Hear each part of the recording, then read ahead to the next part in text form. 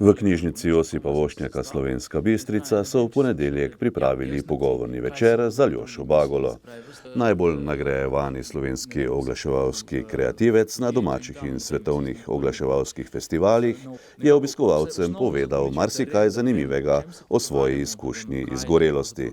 Slovenci zelo radi na dopustu motimo nekoga drugega, ne? Se pravi, ko je on na dopustu, ali pa pravzaprav že mi napovemo, ja, saj grem na dopust, ampak bom dosegljiv, ne? Mislim, kakšna traparija je pa to, ne? Ali pa pač,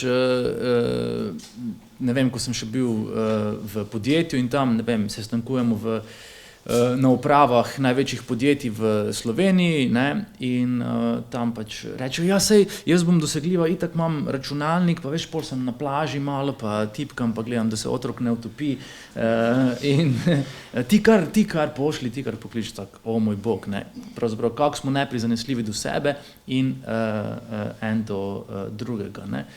In zato je pravzaprav potem, ko gledam za nazaj, bilo ene par let, kjer sem veliko godrnjal, kjer sem jamral in si predvsem prigovarjal tudi to slovensko klasično, ja, življenje je težko. Življenje je težko, stisni, življenje ni potica, ne. To so nam lepo podtaknili pravzaprav to misel. Seveda življenje ni preprosto, ne, življenje ni lahko, ampak to ne pomeni, da ne sme biti fajn, nagrajujoče, izpolnjujoče ali pravzaprav nekaj, kjer se naučimo živeti tako, da smo večinoma v redu, ne.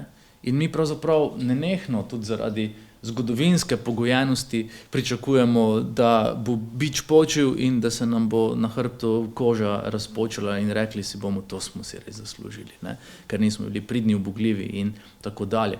In tako pravzaprav tudi ta fosilni ostanek zgodovine tlačanstva, ta psihološki ostanek pravzaprav pomeni, da si ne dovolimo pravočasno postavljati meja, da si ne dovolimo zdravo poskrbeti zase in nam to na eni točki spodnese tla pod nogami. In seveda imamo v telo že prednaložene programe za, ne vem, samoohranitvene ukrepe in telo ve, kdaj pravzaprav je na točki, ko zahteva okrevanje ali pa neke vrste polnjenje baterij, ne, ampak pač mi ne poslušamo, ne, in gremo tolikokrat čez sebe, ne, da pravzaprav moramo doživeti nekaj resnega, da začnemo te stvari spreminjati na bolje.